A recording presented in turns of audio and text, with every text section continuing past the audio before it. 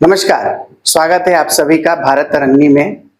अभी तक हमने अपने हिस्ट्री फाउंडेशन के कोर्स में अर्ली वैदिक पीरियड तक को कवर कर लिया था। हमने अर्ली वैदिक पीरियड के पॉलिटिकल, इकोनॉमिक, सोशल और उसके रिलीजियस फीचर्स को देखा। आज के क्लास में हम लेटर वैदिक एज के तरफ में चलेंगे और देखेंगे कि इस पीरियड में क्या क्या हमें चेंजेस देखने को मिलते हैं कंपैरिजन टू अर्ली वैदिक एज। ठीक है, तो आज का जो हमारा टॉपिक जिसको हम स्टार्ट करेंगे वो रहेगा लेटर वैदिक एज।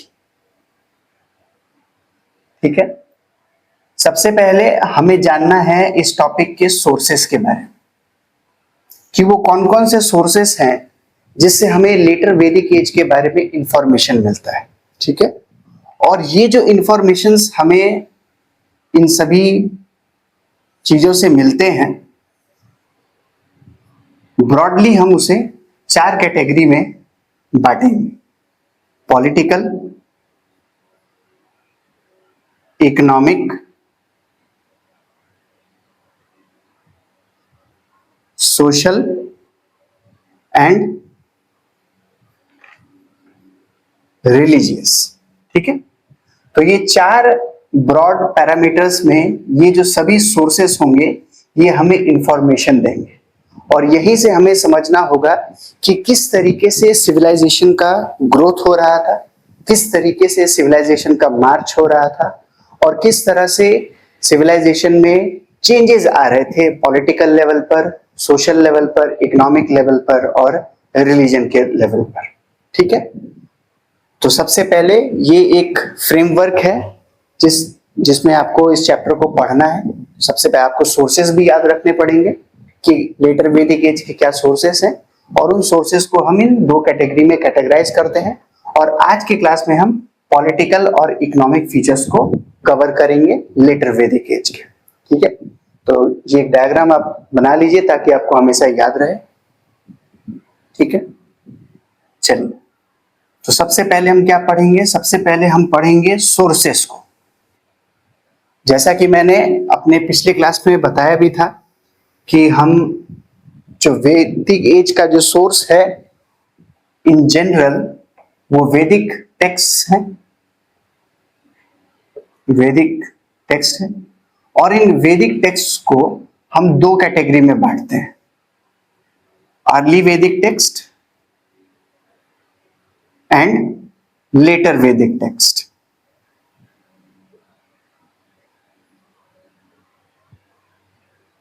अर्ली वैदिक टेक्स्ट में हमने क्या देखा था कि बुक 2 से लेके 7 ऑफ ऋग्वेद संहिता,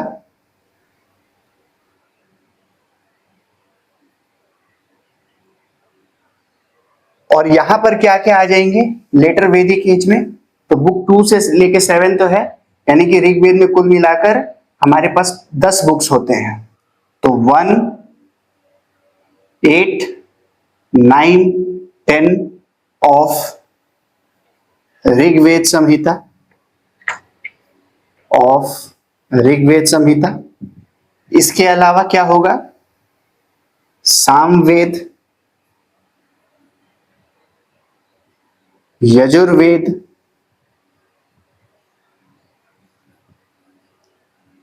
अथर्ववेद,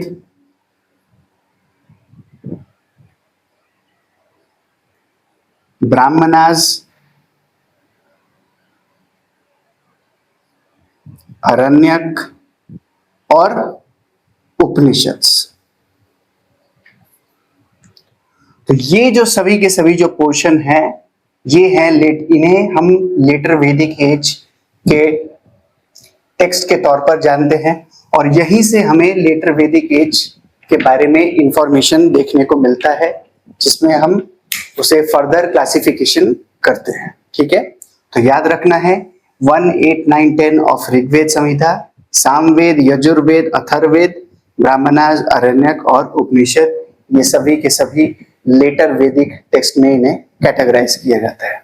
ठीक है, चलो अब आगे बढ़ते हैं, इसको नोट डाउन कर लेना। प्रीवियस अपने कुछ पीपीटी वाले क्लासेस में मैंने सोर्सेस को के चैप्टर को डील किया था और उसमें मैंने बहुत ही डिटेल तरीके से पूरे वेद को पूरा समझाया हुआ है, जितने भी, चाहे वो आर्कियोलॉजिकल सोर्स हो, टेक्सचुअल सोर्स हो, इंस्क्रिप्शन हो, इपिग्राफी हो, इन सभी को मैंने बहुत ही डिटेल तरीके से समझाया हुआ है। चैनल के प्लेलिस्ट में जाकर इसे देख सकते हैं। आज के क्लास के लिए जस्ट मैं क्विक रिवीजन के तौर पर आपको एक नोट्स दे देता हूं ताकि आपको याद रहे कि क्या है। तो ऋग्वेद तो आप सभी जानते ही हैं कि जैसे there is collection of hymns, उसको तो हमने अपने अर्ली वैदिक एज में पढ़ ही लिया है। इसके बाद में हमारे पास आता है सामवेद। तो सामवेद में क्या है? The hymns arranged according to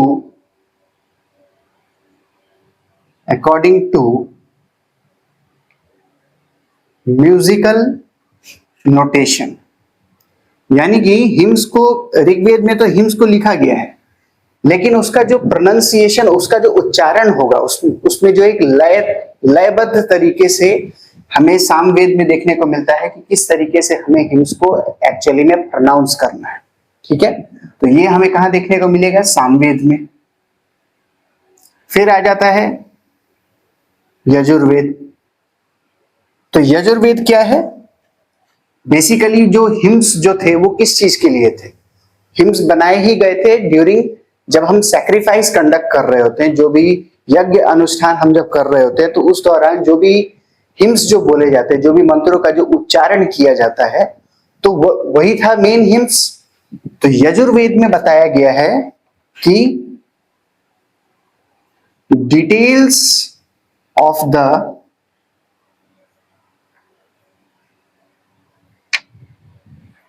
performance of sacrificial rituals,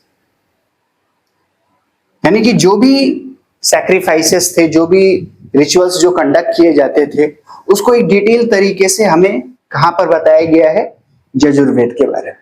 किस कौन कौन से प्रकार हैं, क्या क्या होना चाहिए, किस तरीके से कंडक्ट होना चाहिए, उसका क्या एक जनरल जो इंफॉर्मेशन जो है, जो भी हिम्स, जो भी सैक्रिफिशियल रिचुअल्स होंगे, उसके बारे में हमें इंफॉर्मेशन कहां पर मिलता है?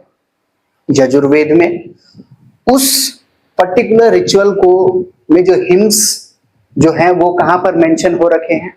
वो मेंशन हो रखे हैं ऋग्वेद में। और उस हिम्स को किस तरीके से प्रोनाउंस करना है, वो हमें जो टोन है वो हमें मिलता है सामवेद में। ठीक है, इसके बाद में आ जाता है Atharvaveda.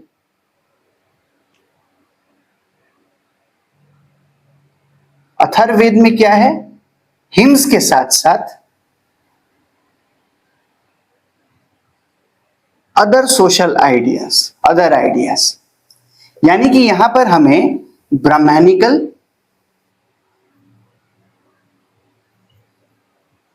As well as non Brahmanical idea,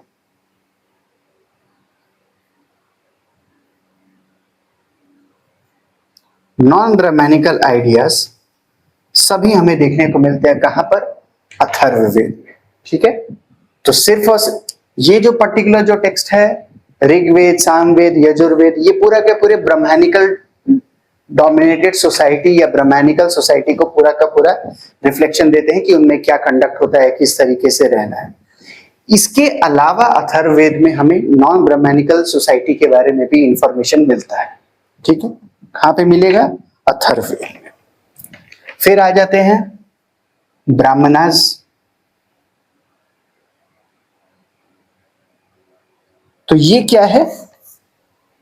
manuals for priest.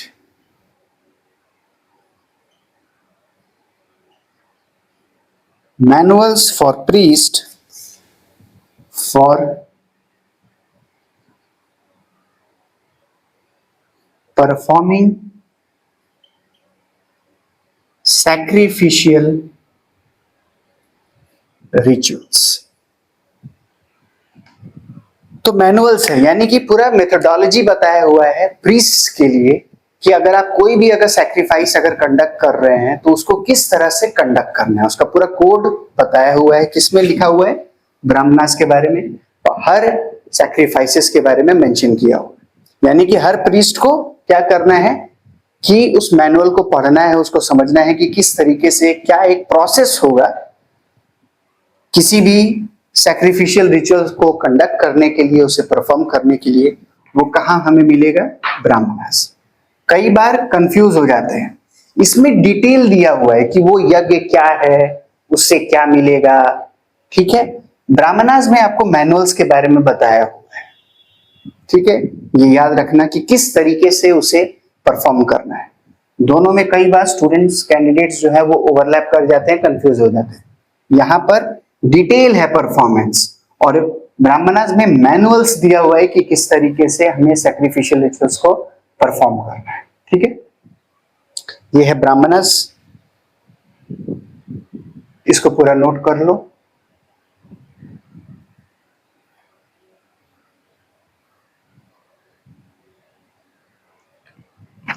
फिर हम आ जाते हैं अरण्यक पर।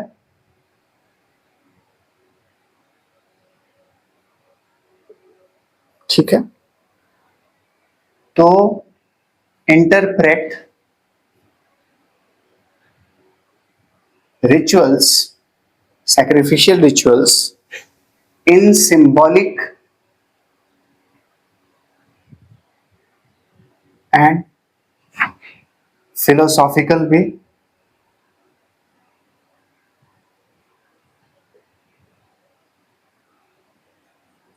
एक कहानी के तौर पर या किसी आइडिया के तौर पर जब यज्ञ अनुष्ठान जब हो रहा है तब उसे समझाया जा रहा है, जो भी यजमान है, जो लोग परफॉर्म कर रहे हैं, जो लोग उन्हें सुन रहे हैं, उन्हें समझाया जाता था और उन्हें बताया जाता था कि सैक्रिफाइस का क्या रेलेवेंस है, सैक्रिफाइस को क्यों करना चाहिए, इसका क्या सिग्निफिकेंस होता है। वो हमें अरण्यक में देखने को मिलता है। ठीक है,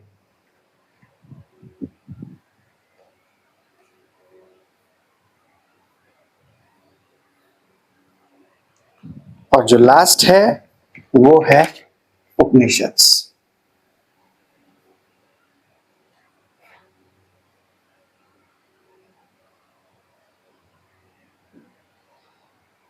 इसमें हमें फिलोसॉफिकल आइडियाज देखने को मिलता है। लगभग जो भी चीज प्रेजेंट है उसके बारे में डिस्कशन, उसके फिलोसफिकल चीजों के उसको फिलोसफिकल तरीके से समझना, उसको जानना समझना हमें उपनिषद्स में देखने को मिलता है, फिलोसॉफिकल आइडिया। और इसमें जो कोर कंसेप्ट है, इसमें भी जिस चीज के ऊपर सबसे ज्यादा फोकस किया गया है वो है कंसेप्ट ऑफ आत्मा एंड ब्रह्म। इन दो चीजों के ऊपर खास करके इसमें फोकस किया गया है, कंसेप्ट ऑफ आत्मा एंड ब्रह्म। जनरली उपनिषद्स में हमें फिलोसफिकल आइडियाज देखने को मिलते हैं कि कोई भी चीज है तो क्यों है, किस लिए है, क्या इसकी उत्पत्ति का कारण है। ये बहुत ही एक्सक्लूसिव नॉलेज के फॉर्म में हमें उपनिषद्स में देखने को मिलता है। ठीक है, जब हम लेटर वैदिक एज के रिलीजन के पार्ट में आएंगे तब हम इसे और भी डिटेल में पढ़ेंगे कि इसके क्या क्या फीचर्स थे जो एग्जाम के पर्सपेक्टिव से रेलेवेंट है, और एक आइडिया भी कि क्या है उपनिषद, वो आपको समझ में आ जाएगा। ठीक है, तो ये था लेटर वैदिक एज के सोर्स और उनका एक ब्रीफ अंडरस्टैंडिंग कि हर चीजों में क्या कंटेंट है और किस चीज के लिए उन्हें जाना जाता है। ठीक है, चलिए अब बढ़ते हैं नेक्स्ट आगे की तरफ।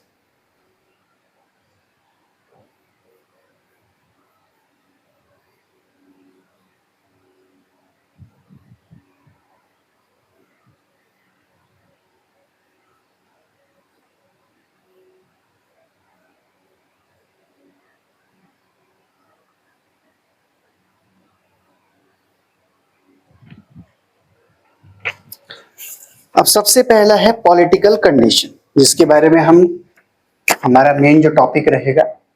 सबसे पहला है पॉलिटिकल फीचर्स या फिर कंडीशंस हमें क्या क्या देखने को मिलते हैं लेटर वैदिक एज में, ठीक है।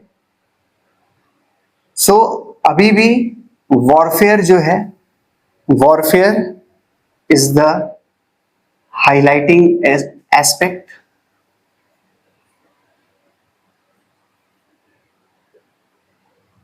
हाईलाइटिंग एस्पेक्ट, यानी कि अर्ली वैदिक पीरियड में भी हमने देखा कि वॉर जो है, वॉर्स ट्राइब्स के बीच में हो रहे थे, जो कि इसका इंपॉर्टेंट फीचर था। अभी भी वॉरफेयर जो है वो हमें देखने को मिलता है, ठीक है। इसका एग्जाम्पल के तौर पर है बैटल ऑफ 20 किंग्स। कहां पर इसका मिलता है? Book 1 of Rigveda Samhita, Rigveda Samhita.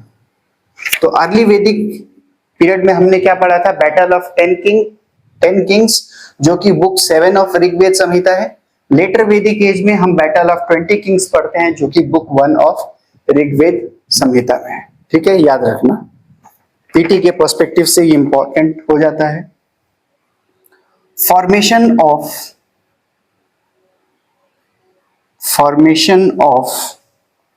larger political units, larger political units through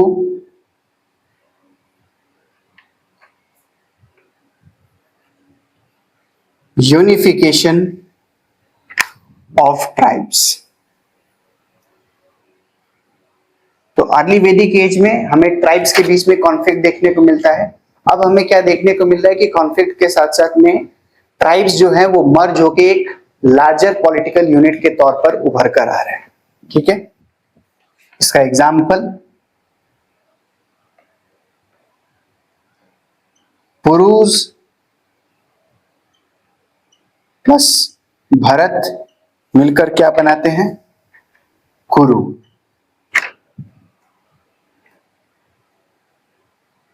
Durvasa plus किरवीज ये बनाते हैं Panchal.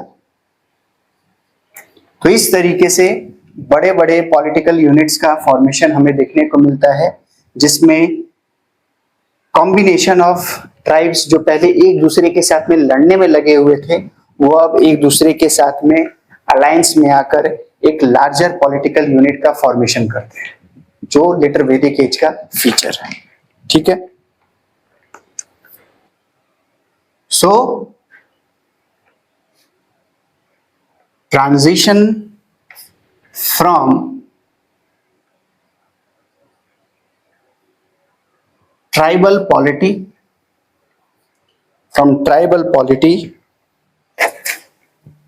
to a territorial state, यानी कि पहले जो आइडेंटिटी आपका ट्राइब के बेसिस पे था, अब हमें एक टेरिटरी के बेसिस पे, एक ज्योग्राफिकल लोकेशन के बेसिस पर आइडेंटिटी होने लगा।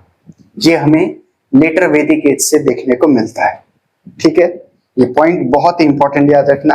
ये ट्रांजिशन है, मतलब प्रोसेस चल रहा है। अभी भी कुछ ट्राइबल्स के भी फीचर्स हमें देखने को मिलेंगे और कुछ टेरिटोरियल स्टेट के भी हमें फीचर्स देखने को मिलेंगे। ये ट्रांजिशन का स्टेट है, कंप्लीट ट्रांजिशन अभी नहीं हुआ है, पर हाँ इसी पीरियड से हमें देखने को मिलता है ट्राइबल फीचर से लेके, यानी कि लोग जो पहले अपने आप को ट्राइब के नाम से आइडेंटिफाई करते थे, अब अपने आप को टेरिटरी के हिसाब से, राष्ट्र के हिसाब से एक पर्टिकुलर लोकेशन को उन्होंने नाम दिया, और अब आइडेंटिटी ट्राइब के बेसिस पे नहीं है, बल्कि उस पर्टिकुलर लोकेशन के बेसिस पर है, ज्योग्राफिकल लोकेशन के बेसिस पर है, ठीक है।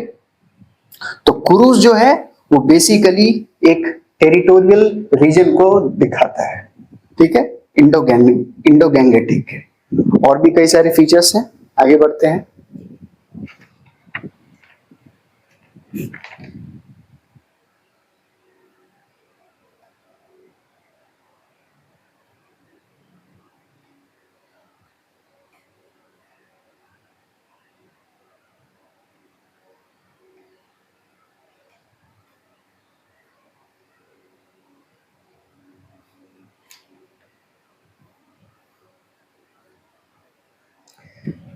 देखा जाए तो जो ट्राइबल स्टेट होता है, ट्राइबल स्टेट और टेरिटोरियल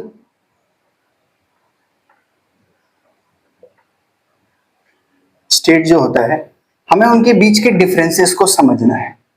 और अगर हम इस अंडरस्टैंडिंग को अगर समझ जाएंगे तो ये हमारे लिए आसान रहता है आगे की पॉलिटिकल फॉर्मेशंस को समझने के लिए। जब हम देखेंगे कि जनपद और महाजनपद का जो फॉर्मेशन होता है, किसे प्रॉपर तरीके से हमें रिपब्लिक इंस्टीट्यूशन कहना चाहिए, किसे हमें ट्राइबल कहना चाहिए, किसे हमें ओलिगार्की कहना चाहिए, किसे हमें अंपायर कहना चाहिए, किसे हमें किंगडम्स कहना चाहिए, ये चीजें जो कंसेप्ट है ये हमारा यहीं से क्लियर हो जाना चाहिए।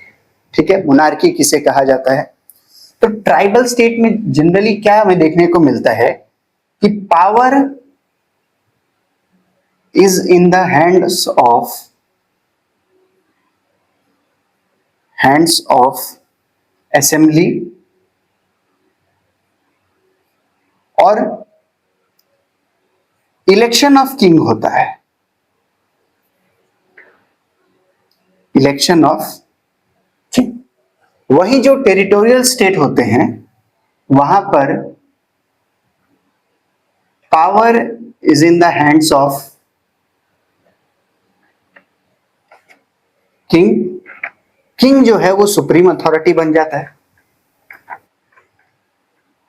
यहां पर हेरिडेटरी किंगशिप होता है, यानी कि जिस फैमिली से आप आते हैं या जिस वंश या कुल या खानदान से आप आते हैं, अब किंग्स जो है उनका इलेक्शन नहीं होता है, बल्कि राजा का बेटा, फिर उसका बेटा, फिर उसके जो किंगशिप मेंबर होते हैं उनसे ही किंग जो है उभर कर आते हैं। ठीक है, he is the custodian of social order,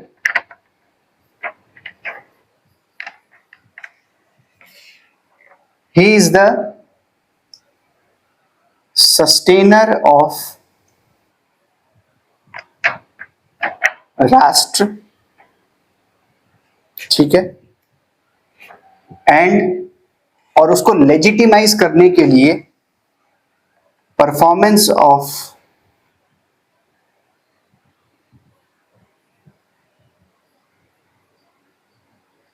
different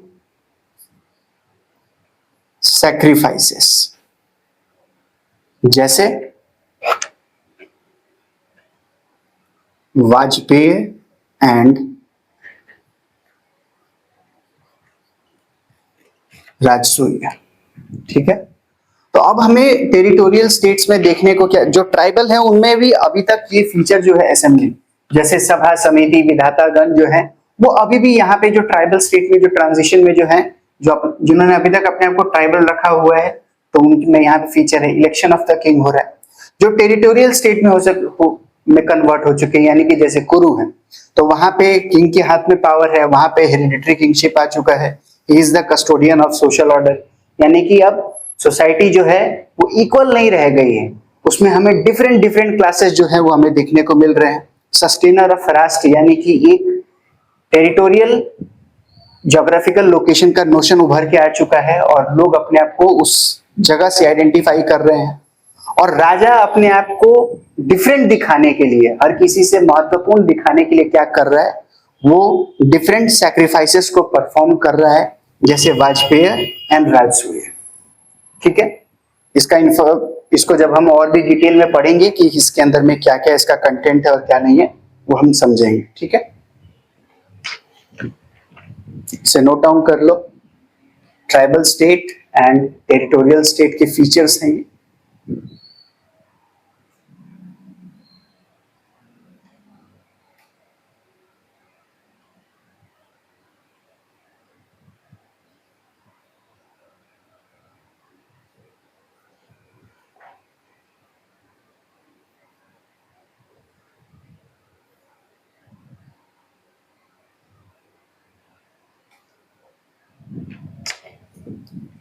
इसके बाद हमें फीचर्स में देखने को मिलता है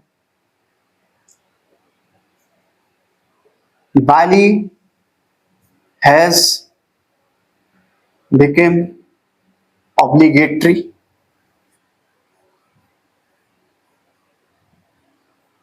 पहले बाली जो था वो एक वॉलंटरी ऑफरिंग के तौर पर था। ट्राइब्स जो थे अपने राजा को अपने प्रोटेक्शन के लिए, ट्राइब को वॉर में लीड करने के लिए, उसे विक्ट्री दिलाने के लिए उसे एक वॉलंटरी ऑफरिंग दिया करते थे।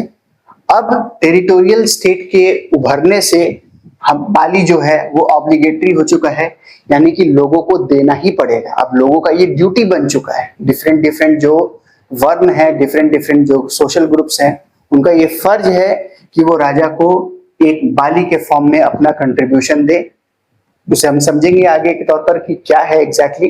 बेसिकली वो एक फॉर्म ऑफ टैक्स कहा जा सकता है, एग्जैक्टली टैक्स नहीं कह सकते हैं, but A form of tax है। ठीक है, ये याद रखना है। सिर्फ हमें कंपैरिजन के फॉर्म में पढ़ते जाना है कि अर्ली वैदिक एज में क्या फीचर था, लेटर वैदिक एज में क्या क्या फीचर्स उभर कर आते हैं। ठीक है, राजन इज referred to as विष माता। ये टर्म्स इंपॉर्टेंट है, सीधा सीधा आपको पीटी में ये सारे टर्म्स पूछे जा सकते हैं और उनका मीनिंग आपसे पूछा जा सकता है। ईटर ऑफ विश यानी कि पीपल। ठीक है, यहां पर कॉशन के तौर पर ध्यान रखना, bali should not be considered as an organised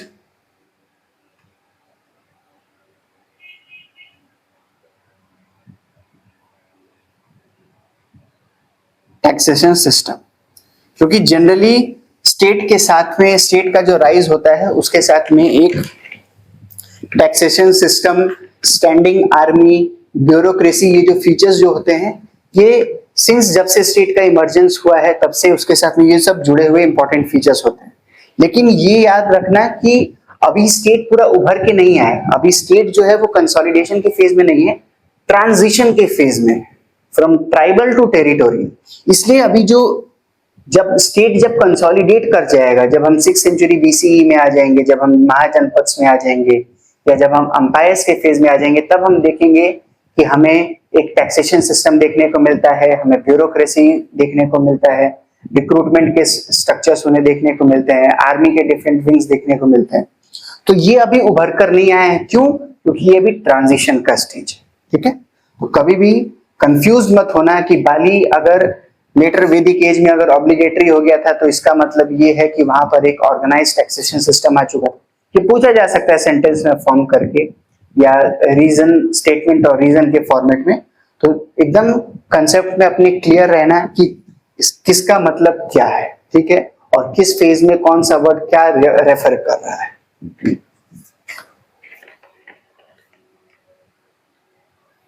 सभा एंड समिति, जैसा कि मैंने बताया कि अभी ये ट्रांजिशन फेज है। सभा एंड समिति जो कि हमें अर्ली वैदिक एज में देखने को मिलते हैं, continue in later Vedic age, continue in later Vedic age, but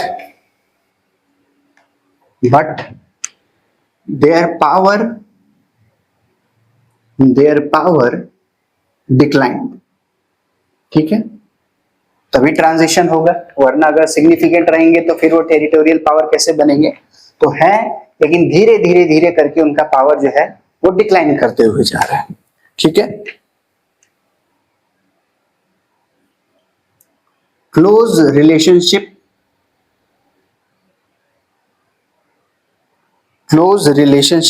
between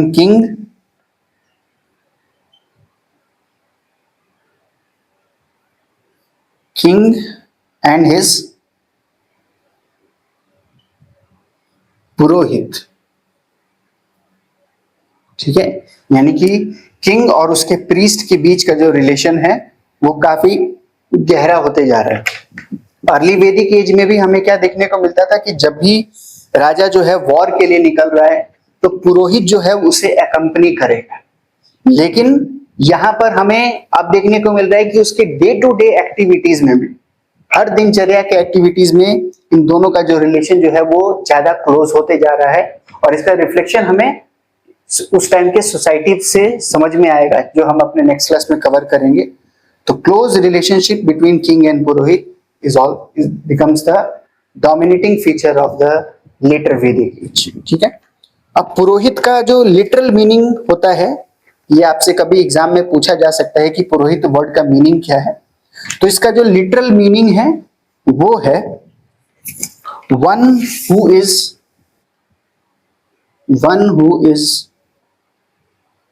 put in front.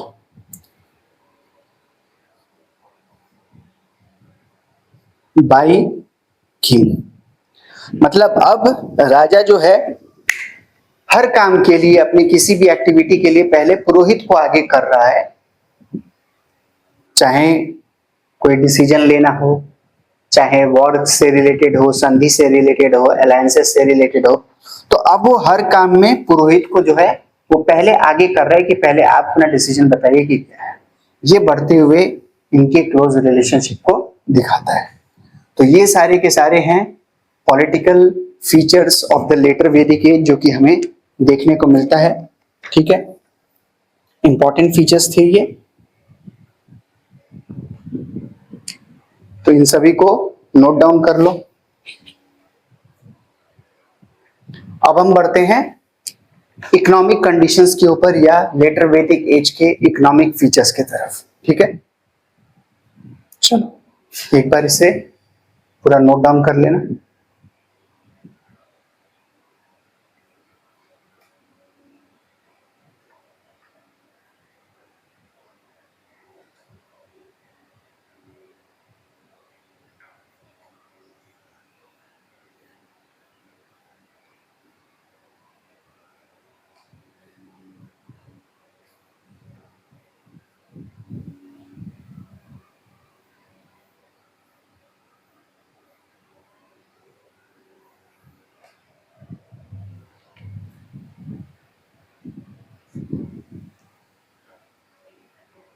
Next जो है वो है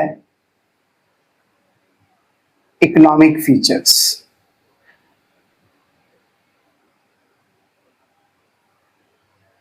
ठीक है, जनरली लेटर वैदिक एज या फिर पूरा जो इंटायर जो वैदिक एज है उसे हम एक रूरल फॉर्मेट में देखने को हमें इंफॉर्मेशन मिलता है। हम पाते हैं कि जो हड़प्पन एज जो कि हमें एक अर्बनाइज्ड फॉर्म में देखने को मिला, जिसमें हमें राइज ऑफ अर्बन कल्चर देखने को मिलता है, सिटीज का राइज देखने को मिलता है, वही जो वैदिक एज है जो वो अपने आप में एक एग्रीकल्चर बेस्ड एक रूरल सोसाइटी को डोमिनेशन के तौर पर दिखाता है। ठीक है, अदर फॉर्म्स भी रहते हैं लेकिन रूरल पिक्चर जो है वो उभर कर आता है। ठीक है, age of rural one,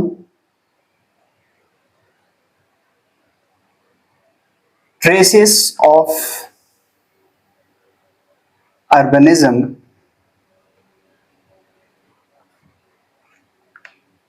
at the end of the period। यानी कि जब लेटर वैदिक एज जब खत्म हो रहा होता है तब हमें फिर से अर्बनिज्म के फीचर्स देखने को मिलते हैं। एग्जाम्पल के तौर पर तैत्रीय अरण्यक,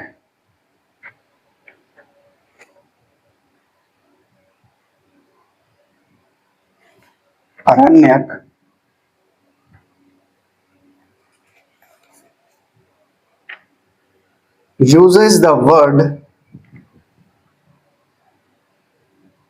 नगर या नगरा जो कि टाउन को दिखाता है। तो पूरा पिक्चर क्या होगा कि जो वैदिक एज जो था, चाहे वो अर्ली वैदिक हो या लेटर वैदिक हो, वो हमें एक रूरल पिक्चर को डिनोट करता है। अर्बनिज्म कब आता है? जब लेटर वैदिक एज जब धीरे धीरे अपने एंड के तरफ बढ़ता है। ठीक है, याद रखना। एग्रीकल्चर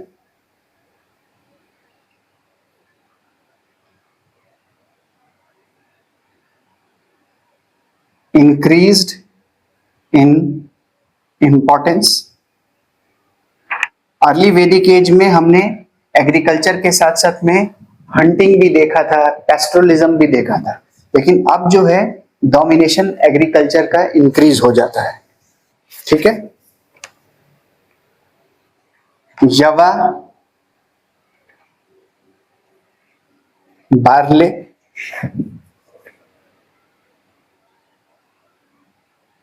गोधुमा, wheat and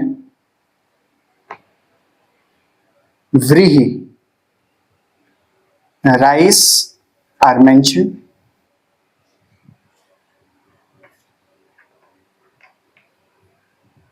तो इस बार आप सभी ने अगर इस साल का अगर पीटी का पेपर देखा है तो उसमें आपने देखा था कि कैसे रिवर्स के जो इंडस के जो ट्रिब्यूटरीज हैं ऋग्वेद में या वैदिक लिटरेचर में किस नाम से उनको एंशिएंट नाम से जिस नाम से रेफर किया जाता था वो पूछ दिया गया था इस बार। तो चांसेस ये भी है कि इस बार जहां जहां पर उनके जो एंशिएंट नाम है जिस तरीके से हमें इंफॉर्मेशन देखने को मिलता है वो सब हम लोग नोट डाउन करते हुए चलेंगे। तो ये वर्ड याद रखना कि यवा से बार्ले को रेफर किया गया, गोधुमा से व्हीट को और व्रीहि से राइस को। ये वो टर्म्स है जो कि हमें वैदिक लिटरेचर में इन सभी इंग्लिश टर्म्स के लिए देखने को मिलता है जो कि मॉडर्न टाइम में है और उस टाइम पर वैदिक एज के टाइम पर हमें ये टर्म्स मिलते हैं। ठीक है, सबको इंपॉर्टेंट मार्क करके हमेशा याद रखना।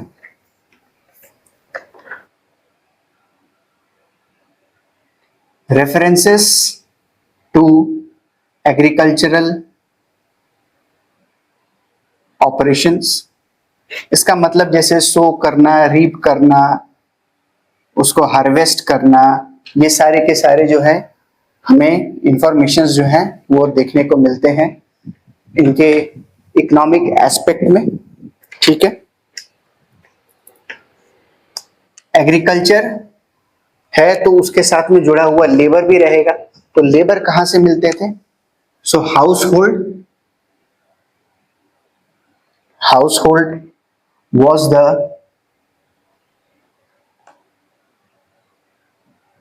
basic unit of labor। अब चूंकि लोग जमीन पर काम कर रहे हैं क्योंकि एग्रीकल्चर तो जमीन पे होगा और जमीन पर हर एक घर जो है जो अपने आप में एक यूनिट है वो काम कर रहा है। तो क्या हम ये समझ सकते हैं कि जो जमीन जो था वो फैमिलीज के लिए पर्टिकुलरली अलॉटेड था? क्या उसके ऊपर उनका अधिकार था, उनका प्राइवेट प्रॉपर्टी था? तो आंसर है नहीं। ठीक है,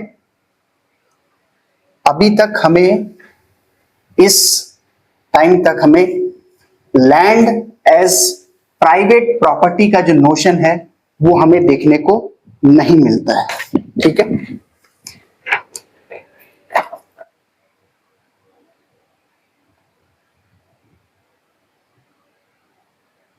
institution of private property had not yet emerged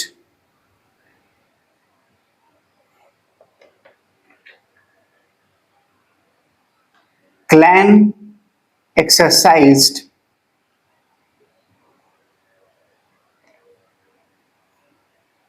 general right over the land, यानी कि एक फैमिली का कंट्रोल नहीं हुआ करता था बल्कि पूरे के पूरे क्लैन का जो है उस जमीन के ऊपर कंट्रोल हुआ करता था और वो डिसाइड करते थे कि जमीन को किस तरह से कैसे यूज करना है। ठीक है,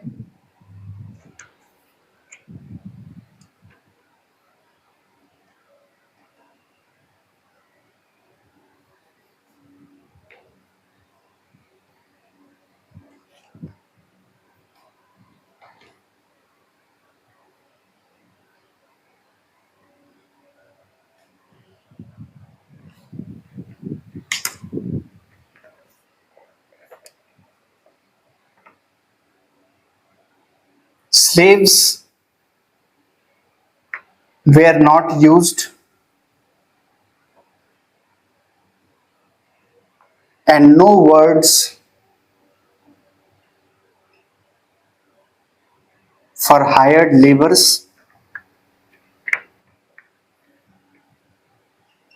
ठीक है, तो फैमिली के लोग और क्लैन के लोग ही प्रोडक्शन में इंडल्ज थे। स्लेव्स जो हुआ करते थे, यानी कि जब वॉर हुआ करता था और जिन लोगों को हरा के कैप्चर किया जाता था तो उन्हें बेसिकली स्लेव्स बनाया जाता था। तो स्लेव्स का भी जो यूज है वो हमें एग्रीकल्चर एक्टिविटी में नहीं, बल्कि राजा या जो जीते हुए जो लोग थे वो अपने पर्सनल स्फीयर में उनका इस्तेमाल किया करते थे। ठीक है, ये बात ध्यान रखना है। यही वो टाइम पीरियड है when we get the earliest reference to the gift of land. Gift of land occurs in the later Vedic text.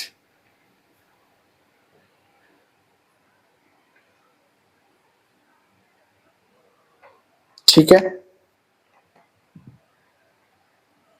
hymns in praise of gifts, praise of gifts, जिसे दान स्तुति कहा जाता है, are found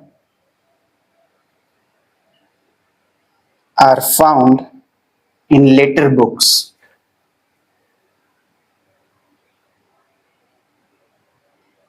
यानी कि basically क्या होता था, इसको ऐसे समझना है, यहां पर हमने वर्ड इस्तेमाल किया है अर्लीस्ट रेफरेंस। रेफरेंस में और एविडेंस में अंतर होता है।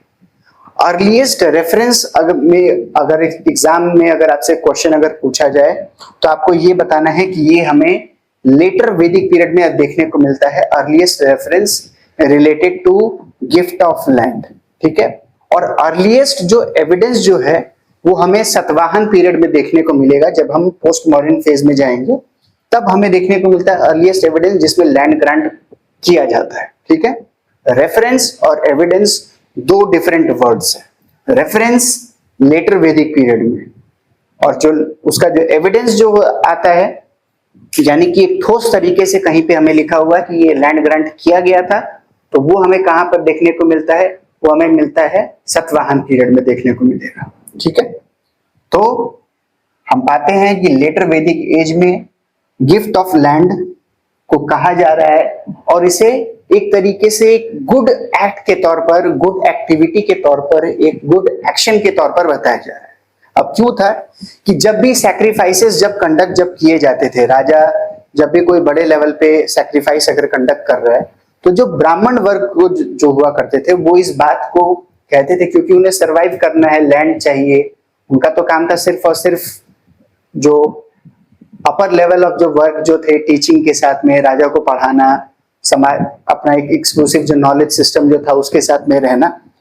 तो वॉरफेयर तो ये करते नहीं थे, तो वॉरफेयर कौन करेगा, वॉरफेयर तो राजा करेंगे। तो राजा ने जब जमीन जब जीता है, जब ट्राइब्स को जब एक्वायर किया है, तो ये कहते थे कि ठीक है, आप हमें उस पर्टिकुलर ट्राइब जो आपने जीता, आपने जिसको हराया, अब उसे हम आपके पार्ट में बनाने के लिए हम क्या करेंगे कि आप हमें वो एक सैक्रिफाइस कंडक्ट कीजिए, उस सैक्रिफाइस में उस जमीन को हमें दान में दे दीजिए, और आपका जो रिलीजन, आपका जो तौर तरीका है, आपके जो ट्राइब के जो कल्चर हैं, जो मेथड्स हैं, हम वहां पर जाएंगे, उसे आप इसका आपके राष्ट्र का पार्ट बनाएंगे, ताकि आपका राष्ट्र जो है वो और टाइम के साथ में बड़ा होते जाएगा। तो ये कंसेप्ट हुआ करता था। इसलिए अब से ये देखने लगा कि सिविलाइजेशन को बढ़ाने के लिए, राष्ट्र को बढ़ाने के लिए, टेरिटोरियल पावर को बढ़ाने के लिए land grant, land as a gift देने का जो कंसेप्ट जो है वो उभर कर आने लगा। तो और इसीलिए इसमें हिम्स का किया गया, जिसे दान स्तुति कहा जाता है। यानी कि जब हम टेक्स्ट को पढ़ते हैं, जब हम हिम्स को पढ़ते हैं, तो उसमें इस चीज को एक गुड एक्शन के तौर पर दिखाया गया है, ताकि एक राजा ने किया है तो दूसरे राजा भी करे, और इसी बीच में कंपटीशन भी होता था कि कौन राजा ज्यादा दान दे सकता है। जो राजा ज्यादा दान दे सकता है यानी कि वो ज्यादा बड़ा है, ज्यादा पावरफुल है, ज्यादा लोग उसको फॉलो करते हैं, और इस तरीके से वो एक बड़े पावरफुल एंटिटी के तौर पर उभर कर आते थे। ठीक है, और ऐसे ऐसे करके धीरे धीरे ट्राइबल स्टेट से टेरिटोरियल स्टेट का फॉर्मेशन हो रहा था। ठीक है, ये हैं सारे फीचर्स, और भी हैं।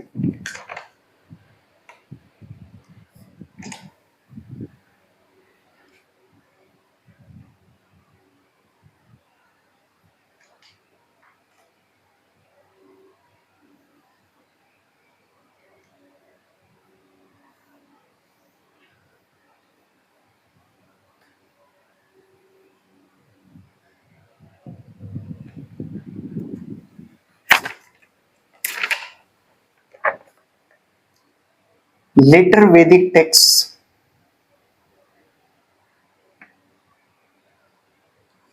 gives the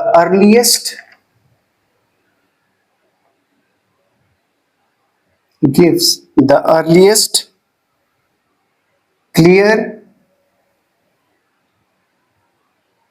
textual reference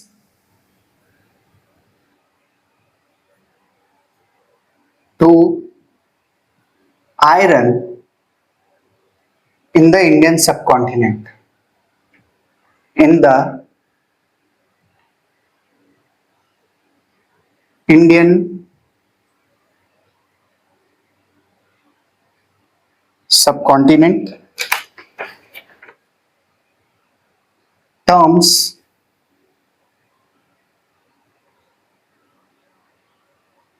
Krishna Ayas,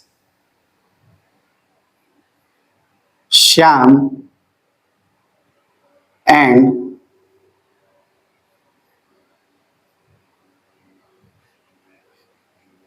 Shyam Ayas in the Yajur and Atharva Ved refer to this matter.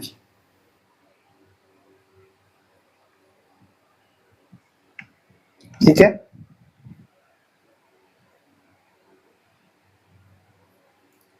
associated with agriculture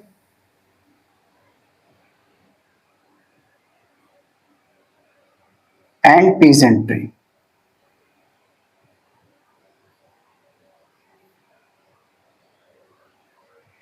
तो याद रखना है कि लेटर वैदिक एज में ही हमें सबसे पहली बार और बहुत ही क्लियर तरीके से आयरन का जो रेफरेंस जो है हमें इंडियन सबकॉन्टिनेंट में मिलता है। अर्ली वैदिक एज में जो ये जो टर्म जो था अयास, ये हमें देखने को मिलता है, लेकिन अयास एक जनरल वर्ड था जो कि मेटल के लिए यूज किया जा रहा था। हम ये क्लियरली नहीं आइडेंटिफाई कर पाते हैं अर्ली वैदिक एज में जब अयास का जब टर्म जब आता है कि वो कॉपर को रेफर कर रहा था या किसी और मेटल को रेफर कर रहा था या वो पर्टिकुलरली आयरन को रेफर कर रहा था। लेकिन जब हम लेटर वैदिक एज में आते हैं, यानी कि जो लेटर वैदिक एज के जो सोर्सेस हैं वो हमें क्लियर रेफरेंस देते हैं कि जब भी कृष्ण अयास या श्याम या फिर श्याम अयास जब हम वर्ड का इस्तेमाल कर रहे हैं तो वो आयरन को रेफर कर रहा है। एक तरीके से ये जो कृष्ण श्याम या फिर जो श्याम जो वर्ड जो जुड़ा हुआ है ये ब्लैक के साथ में रेफर करता है। आयरन जो है वो खास करके एक टाइम के बाद में काला होने लग जाता है, हिसिंग साउंड प्रोड्यूस करता है, तो उसी को कृष्ण के साथ में या श्याम के साथ में जो कि ब्लैक चीजों को कनोट करता है उसके साथ में ये जुड़ा हुआ है और ये क्लियर रेफरेंस देता है to iron in the Indian subcontinent. तो सबसे पहले हमें किस टाइम से रेफरेंस देखने को मिलता है आयरन का, तो वो है लेटर वैदिक एज। कहां पर हमें इसके एविडेंसेस मिलते हैं, तो यजुर्वेद में और अथर्ववेद में। किस चीज के साथ में ये जुड़े हुए हैं, तो एग्रीकल्चर एंड पीजेंट्री के साथ में। ठीक है, मेजर वॉरफेयर में अभी ये यूज किया जाता है या नहीं किया जाता है इसका हमें क्लियर एविडेंसेस हमें देखने को तो नहीं मिलता है, लेकिन हाँ ये भी स्पेकुलेटिव है कि इसका भी यूज किया जाता था अदर चीजों में भी, जैसे चैरियट मेकिंग में हो गया, बोज एंड जो स्ट्रिंग्स जो होते थे उसमें भी देखने को मिलता है। तो ये भी हो सकता है कि वो वुड्स के भी हुआ करते होंगे, और हो मे बी ये मेटल के भी हो सकते थे, बट स्पेकुलेटिव है, यानी कि अभी हम क्लियर नहीं, इस बात को याद रखना। जनरली ये एग्रीकल्चर और पीजेंट्री के साथ में जुड़ा हुआ है, ताकि लोग नए नए एरियाज में जाते थे और वहां पे एग्रीकल्चर के बेसिस पे ही एग्रीकल्चर का स्प्रेड हुआ। एग्रीकल्चर का स्प्रेड होता है तो सेडेंटरी लाइफ आता है, सेडेंटरी लाइफ से ही एक टेरिटोरियल एंटिटी का, एक टेरिटोरियल नोशन का डेवलपमेंट होता है। ठीक है, from the economic perspective, political perspective different, उसी चीज को डिफरेंट एंगल तरीके से समझाएगा, इकोनॉमिक भी उसी प्रोसेस को एक डिफरेंट तरीके से समझाता है। ठीक है, याद रखना। Various kinds of other features में आ जाओ।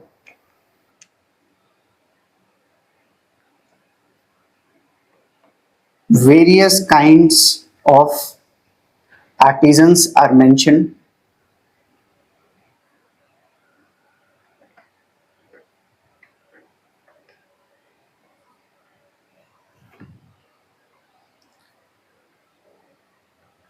Wagons,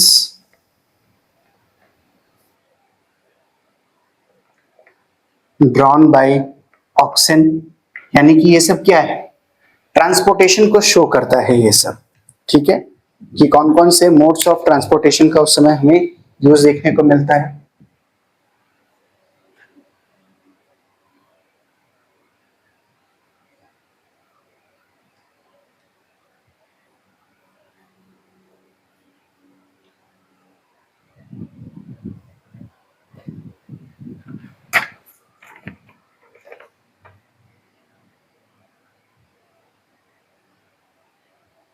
Chariots were used for war and sport.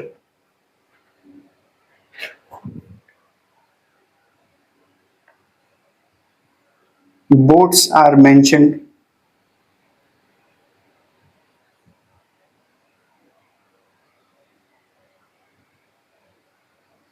No clear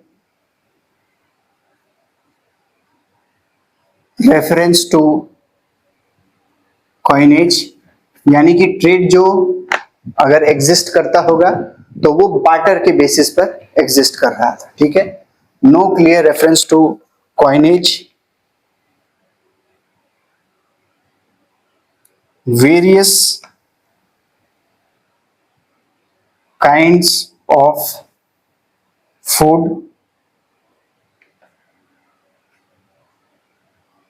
अपूपा, Udana,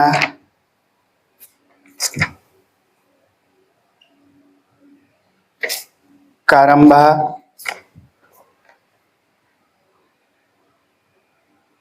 यवागु, sura, एक प्रकार का इंटॉक्सिकेटिंग ड्रिंक। तो इन सब के जो एविडेंसेस जो हैं वो हमें देखने को मिलते हैं इकोनॉमिक फीचर्स में लेटर वैदिक एज में। तो आपसे पूछा जा सकता है कि ये सीधा सीधा ये टर्म्स दे दिया जाएगा, ये टर्म्स दे देंगे और आपको 4 ऑप्शन दे देंगे और पूछेंगे कि आखिर ये किस चीज को रेफर करते हैं। तो ये variety, various kinds of foods के बारे में हमें बताते हैं। ठीक है, ये सब डायरेक्ट क्वेश्चंस होते हैं पीटी के लिए, किसी भी तरीके से कैसे भी करके घुमा के आपसे पूछा जा सकता है, और ज्यादातर वन वर्ड्स दे दिए जाएंगे और 4 ऑप्शंस है और उसमें आपको क्लासिफाई करना होता है। ठीक है, इसके अलावा हमें cotton,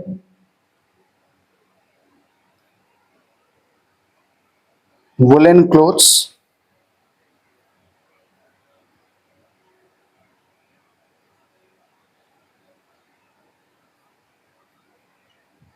woolen clothes,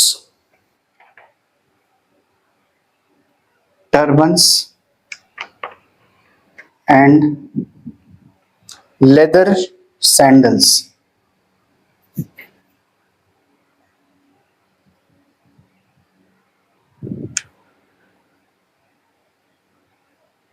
usage are found, यानी कि लोग इस चीज के प्रोडक्शन में जुड़े भी हुए थे, क्योंकि जब इन सब चीजों को का अगर डिमांड है तो सप्लाई भी होगा, सप्लाई है तो यानी कि लोग जो है इस पर्टिकुलर एक्टिविटी में इंडल्ज्ड हो, ठीक है, चाहे वो एनिमल ट्रेनिंग से रिलेटेड हो, चाहे वो टेक्सटाइल से रिलेटेड हो. So these are the important economic features which we find in the later Vedic period. तो ये था important आज के क्लास का. हमने सबसे पहले एक मैं रिकैप देता हूं आपको. सबसे पहले हमने वैदिक एज, लेटर वैदिक एज को स्टार्ट किया. हमने सोर्सेस को पढ़ा. सोर्सेस में देखा कि कौन कौन से हमारे सोर्सेस हैं, जैसे बुक 1, 8, 9, 10 ऑफ ऋग्वेद संहिता, सामवेद, यजुर्वेद, अथर्ववेद, ब्राह्मणास, अरण्यक और उपनिषद. ये सारे सोर्सेस हैं. इन सोर्सेस के बाद से फिर हमने पढ़ा पूरा का पूरा पॉलिटिकल फीचर्स, क्या क्या इंपॉर्टेंट फीचर्स होते हैं, क्या हमें ट्रांजिशंस देखने को मिलते हैं कंपैरिजन टू अर्ली वैदिक as to letter Vedic as. फिर उस तरीके से हमने इकोनॉमिक फीचर्स में पढ़ा क्या क्या इंपॉर्टेंट फीचर्स उभर कर आए, कॉइन था या नहीं था, आयरन का रेफरेंस आया या नहीं आया. तो ये सारे इंपॉर्टेंट फीचर्स हैं जिससे आपको याद रखना है. और इसी तरीके से एग्जाम्स में आपसे क्वेश्चंस पूछा जा सकता है. और इसी को कंपैरेटिव फॉर्म में जब हम इसके मेंस के आंसर राइटिंग में आएंगे तब मैं ये भी बताऊंगा कि किस तरीके से आपको इस टॉपिक को प्रिपेयर करना है अपने मेंस के आंसर राइटिंग के लिए भी. बेसिकली कंपैरेटिव फॉर्म में ही ज्यादातर आते हैं. एक्सक्लूसिव फॉर्म में वुमेन्स के कंडीशन के ऊपर क्वेश्चन पूछा जाता है, बट वरी करने की जरूरत नहीं है. अभी इसके ऊपर फोकस करो.